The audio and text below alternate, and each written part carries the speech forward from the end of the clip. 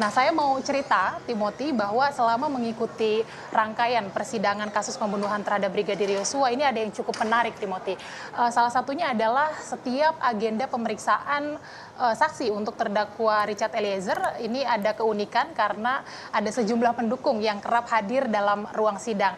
Nah, saya akan ajak kita untuk ngobrol dengan salah satu pionir mungkin ya dalam kelompok pendukung Eliezer. Sudah bersama dengan saya ada Mbak April ya. Mbak April sehat-sehat Mbak? Sehat Kak.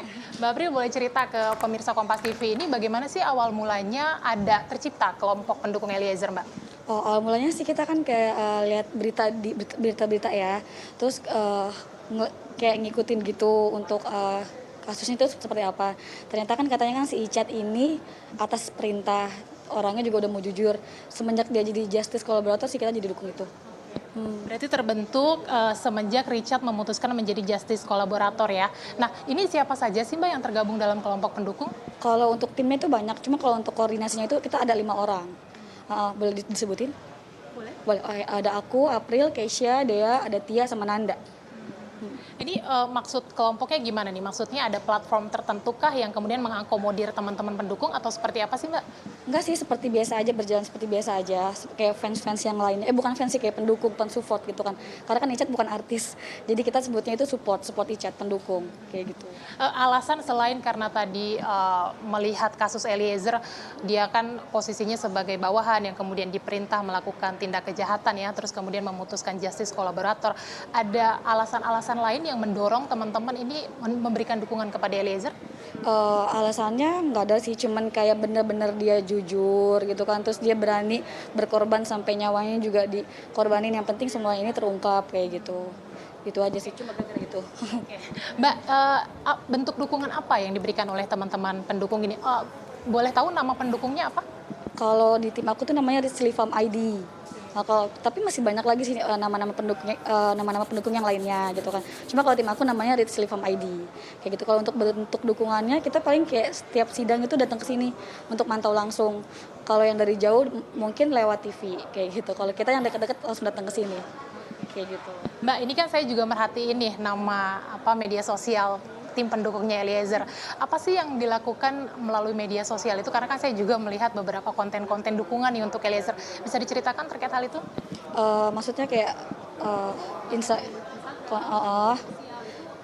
ya mungkin dari kayak kita yang datang ke sini kita kayak jepet-jepet fotonya Icat. Nanti mungkin kalau kayak ada netizen yang nanya-nanya ya kita jawab sebijaksana mungkin kayak gitu sih, kayak mensuarakan semua positif tentang Icat. Kayak gitu. Kenapa teman-teman pendukung merasa itu perlu dilakukan? Maksudnya kan tadi Mbak bilang bentuk dukungannya tuh datang ke ruang sidang ya, tiap minggu juga saya lihat Mbak datang ke sini. Tapi ditambah dengan ada media sosial. Nah, kenapa teman-teman merasa itu perlu dilakukan juga? Karena jatuhnya jadi kayak mau bikin campaign aja ya. Kalau Icat itu memang benar-benar melakukan ini di bawah suruhan gitu. Jadinya itu bukan keinginan dia. Jadi kayak yang kita tadi aku bilang kayak sebar positifnya Icatnya aja gitu. Supaya semuanya tuh berpikiran positif juga kayak kita ini. Kayak gitu. Mbak, tapi kan kemudian juga kita nggak nutup mata ya, ada kritik begitu ya, datang kok bisa sih ada pendukung kan dia ini pelaku tindak kejahatan. Nah, Mbak sendiri menyikapinya seperti apa? Kalau untuk head comment biasanya aku nggak baca atau nggak terlalu dipikirin, masa bodoh. Cuman karena kita anggapnya mereka tuh yang nggak tahu aslinya itu seperti apa, makanya mereka bisa bilang kayak gitu. Itu aja sih. Oke. Tapi memang nggak ada hubungan kedekatan ya dengan Richard Eliezer ya? Oh, nggak ada sih, nggak ada. Mbak, komitmen teman-teman pendukung apa selain hadir di sidang tiap minggu, sama harapannya terkait dengan sidang Eliezer ini apa sih?